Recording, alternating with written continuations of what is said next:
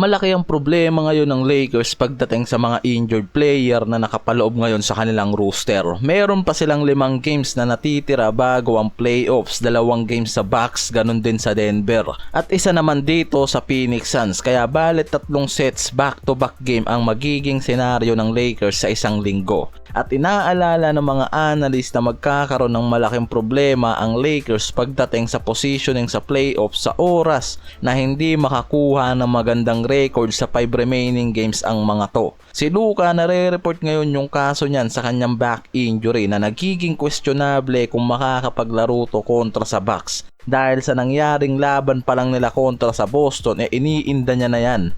Isa nga talaga sa problema na nakikita ngayon dito sa Lakers yung kakulangan nila ngayon pagdating sa mga key players. Though itong si DFS may mga report na makakabalik na after ng injury nito sa nangyari kontra Brooklyn Nets. At itong center nilang si Jackson Hayes nasa injured list pa rin at inaasahan sa mangyayaring laban kontra sa Bucks nasa bench pa rin yan. Ang Lakers ngayon ay merong 0-2 record since nang masira yung roster ng mga to dahil sa injury na mismong inaasahan na rin talaga yan ng mga analyst mga pare ko.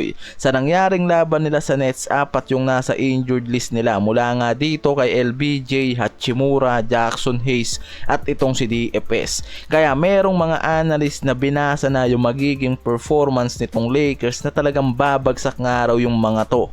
At magkakaroon ng malaking problema pagdating sa positioning dahil sa nangyari sa kanilang lineup. Nakita naman natin mga pare ko na nangyari yung bagay na yan. Dahil ngayon meron na silang 0-2 record at bumagsak pa sa pangatlong seed ng Western itong Lakers. Dahil sa 5 games na mangyayari pa sa kanila ngayon, 4 yung nasa list of injury players nila.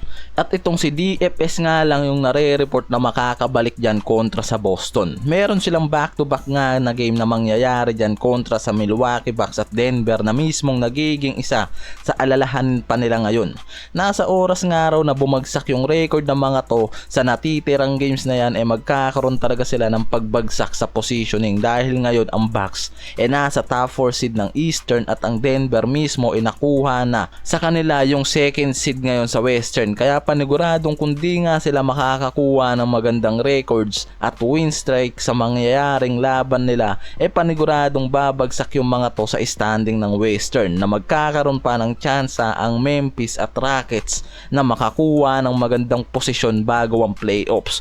Kung magkakaroon lang mga pare ko yan ng maganda pang record yung mga to dahil halos 1 wins and 1 loss lang yung difference ng mga to sa standing ng Western. Though secured pa rin naman nga raw ang Lakers sa pagpasok ng playoffs, magiging problema nga raw talaga ng mga to ngayon yung positioning na alam naman natin na sobrang importante na dahilan din kung bakit ngayon porsigido pa yung mga nasa top 5 spot ngayon mula sa Eastern at Western na makakuha pa ng magandang record sa mga natitirang games nila. Yung groin injury kasi nitong si Lolo Brown nakikitang nagiging maayos naman yung treatment nito at bumalik na sa Lakers para sa rehabilitation nito.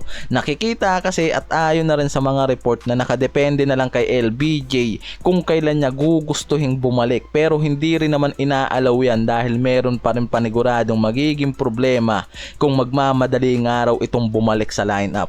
Yung injury kasi nitong si LBJ 2 to 3 weeks ang binigay na timeline at nasagasaan pa nga mismo yung mga crucial game nila bago ang playoffs.